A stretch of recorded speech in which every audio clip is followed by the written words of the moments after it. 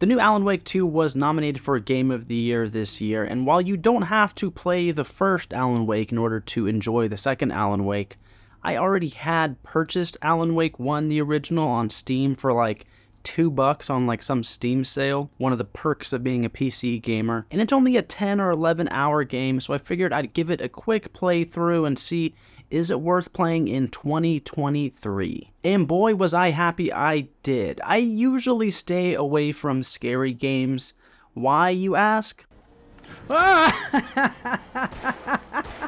I'm out of ammo, how do...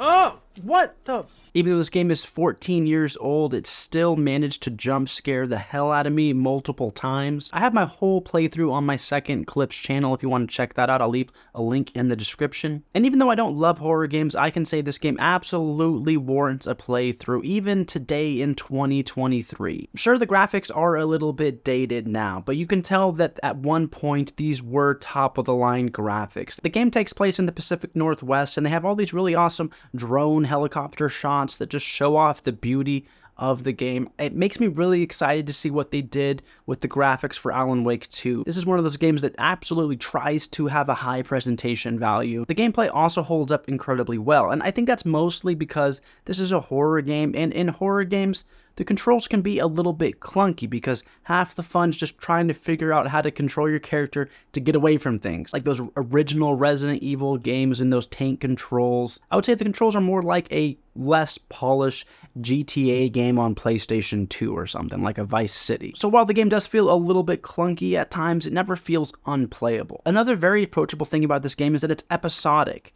It is broken up into 6 different episodes or chapters. So the average playtime of each chapter is about hour 40, hour 45 or so, which is, I think, a really great chunk of time to sit down, play a game for a few hours, and then there's a very clear stopping point where you can put the controller down and come back when you know you have a few more hours to play. Speaking about the end of each chapter, like I mentioned, this game tries to have very good production value, and at the end of each of these episodes, they have these really cool cinematics that go into the title screen, and they have this really cool music that comes in. I wish I could show it to you, but it will get flagged on YouTube. But every time this happened, it just put a smile to my face of this level of production value that was a little bit more cinematic that I feel like games kind of have gone away with a bit. I feel like the game industry is more about gameplay, mechanics, not trying to be like movies, like maybe games were trying to head, 10 years ago or so. This game is still kind of trying to be partially kind of like a show or a movie,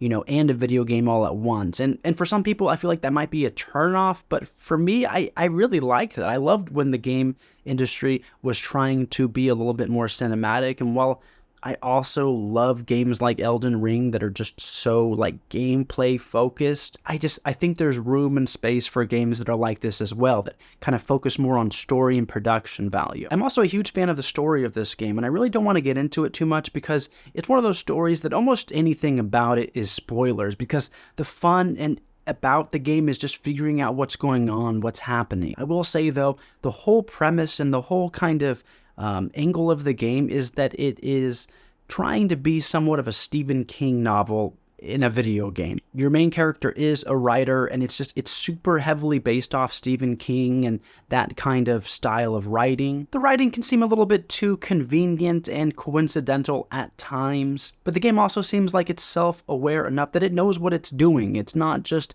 sloppy writing.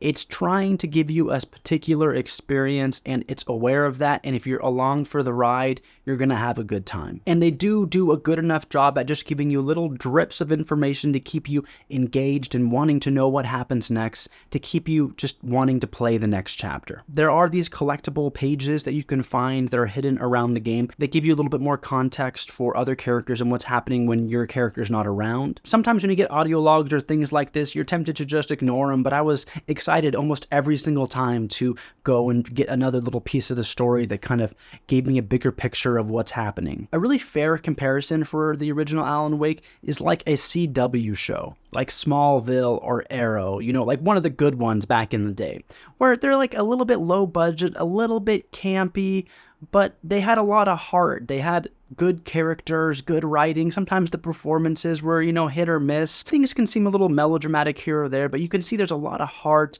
and some decent writing at the core of it. But I don't think the game is for everybody, but if you're looking to have fun, there is a lot to be had here. I think if you watch somebody play through the first chapter, I think you'll know whether or not you want to play the game yourself. So like I said, I do have a playthrough. You can go watch the first chapter of that, and if you're intrigued, try to find the game on sale. I'm sure you can get it for just a couple of bucks and give it a play. As far as critiques, while I do think the gameplay was engaging, I didn't love all of the enemy design. Again, I don't want to get into spoilers, but some of the enemies were just kind of outright ridiculous at times. And while they maybe made me laugh and I was like, oh my gosh, this is kind of funny, some of the enemies I absolutely didn't like at all. But it was never enough to make me want to stop playing the game. Again, no spoilers, but I do feel like there's going to be some people that are probably going to be a little bit disappointed at the ending of the original Alan Wake. But the good news is you don't have to wait very long to play Alan Wake 2. At least not as long as the people that played Alan Wake when it first came out.